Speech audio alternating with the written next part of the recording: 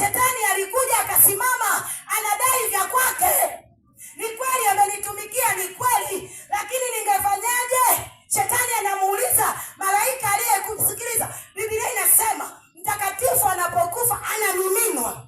Kuna gari kutoka mbinguni inayokuja kumchukua mtakatifu, inakuja na mwili mpya wa mbinguni. Ile gari ikija na malaika na ule mwili unamiminwa. Wakati wanahangaika na mwili wako, si ni nyumbani, si ni hospitali, roho yako inamiminwa, inaingizwa kwenye mwili mpya. Biblia inasema mwendo wa lile gari ni matilioni, unaenda kwa upepo wa nini? Wa kisulisuli. Sasa yule dada, ili malaika waje wachukue mwili, shetani amesimama anadai vya kwake. Ana kope zangu huyu, ana kucha zangu za bandia huyu, angalia huyu amejichubua, angalia huyu, yaani vitu vyote alivyokuwa navyo akaonyeshwa. Kwa hiyo malaika akasema hapana, gari ya mbinguni ikaondoka. Shetani kaweke mtu unapojua. Haleluya, haleluya. Angalia sana, mwambie jirani yako angalia sana. Unaweza kuona kama tunaongea, lakini kuna saa ya kunyamaza, ambayo itakapokuwa umenyamaza hakuna mshikaji wako, hakuna mpenzi wako yonela naye blanketi moja, uko mwenyewe kama ulivyo. Na Mungu atakuonyesha kile wewe ulikuwa unaruka inge, lakini hii inge nyunyu.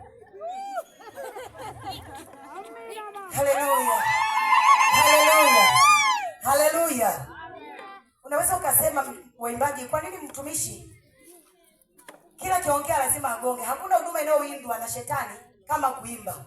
Na 99.9% waimbaji wengi hawataki kuokoka. Huwa wana kiburi cha uzima.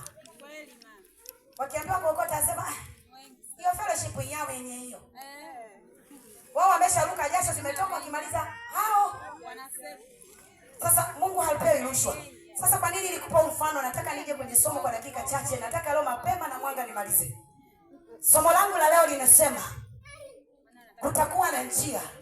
Juzi nilisema kuna nchi iliyojaa maziwa na asali, ambayo nchi hii nilitoa sifa zake.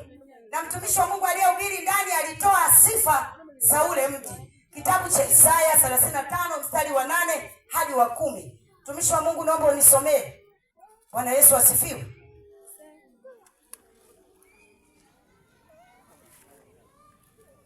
Acha kuokota kile unachokiona. Kuna vitu huko kuzimu, kuna viwanda. Shetani ametengeneza mtandao.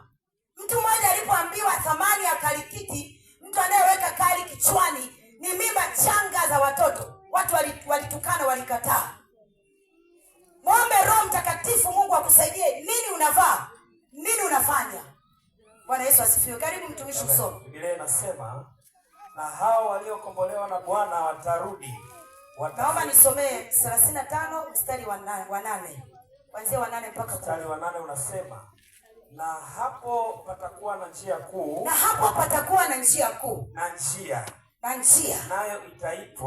Nayo itaitwa hiyo njia. Njia ya utakatifu. Njia ya utakatifu. Wasio safi hawatapita. Wasio safi hawapiti kwenye hiyo njia. Bali itakuwa kwa ajili ya watu hao. Itakuwa kwa ajili ya watu hao. Wasafirio. Wajapokuwa wajinga. Hawatapotea katika njia hiyo. Hawatapotea katika njia hiyo. Hapo patakuwa na simba. Hakutakuwa na simba. Wala mnyama mkali hata simama kwenye hiyo njia. Hata panda juu yake kwenye hiyo njia. Hawataonekana hapo kwenye hiyo njia. Bali waliokombolewa watakwenda katika hiyo njia ya utakatifu. Hao waliokombolewa na Bwana watarudi. Watafika Sayuni wakiimba. Na furaha ya milele itakuwa juu ya vichwa vyao. Nao watapata kicheko na furaha. Huzuni na kuugua